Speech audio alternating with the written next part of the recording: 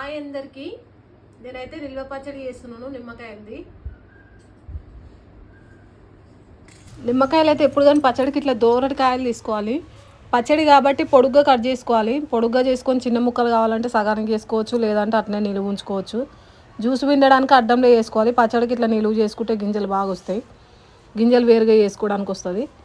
ఇట్లా చిన్న చిన్న ముక్కలు చేసి గింజలు తీసేసుకోవాలి. అన్నీ అట్నే కట్ చేసుకోవాలి. అన్నీ కట్ చేసినాను. గింజలు అంతే అన్ని వెళ్ళినాయి చూడండి.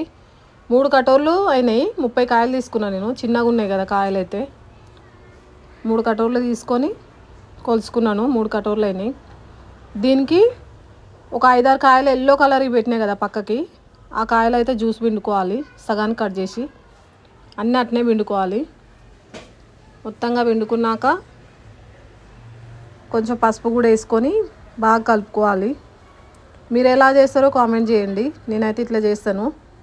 నిల్వ పచ్చడికి ఇట్లా చేస్తే బాగుంటుంది. 3 కటోర్లు తీసుకున్నాం కదా, సగం కటోర్ గల్లుప్పు తీసుకోవాలి. కొంచెం ఉప్పు వేసి పెట్టుకోవాలి. ఈ పచ్చడి అయితే ఇట్లా బాగా కలిపి పెట్టుకుంటే 1 సంవత్సరం కాదు 2 సంవత్సరాలైనా బాగుంటుంది పచ్చడి.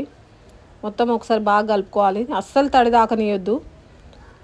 ఇప్పుడు ఒక డబ్బాలోకి ఎత్తి పెట్టుకుంటే ఒక 3 రోజుల దాకా ఊరేసి పెట్టుకోవాలి. అట్నే మధ్యలో ఒక రోజు కలుపుకోవాలి. సెకండ్ రోజు కలుపుకుంటూ 3వ రోజుకల్లా ఊరుతాయి ముక్కలు అయితే. ఇప్పుడు వచ్చేది వేసవి కాలం కదా, కావాలన్నప్పుడు మనం కొంచెం కొంచెం కూడా తాలింపు వేసుకోవచ్చు. తాలింపు వేసే వీడియో కూడా చూపిస్తాను నేను. ఇప్పుడు మొత్తం అట్లా వేసుకొని కొంచెం అదిం పెట్టేసి మూత పెట్టేసుకోవాలి. మొత్తంగా మూత పెట్టేసుకొని పక్కకు పెట్టుకొని 3 రోజులు పక్కకు పెట్టుకోవాలి. మొత్తం ఇట్నే పెట్టేసుకోవాలి. ఇప్పుడు ముక్కలు అయితే ఊరినాయి.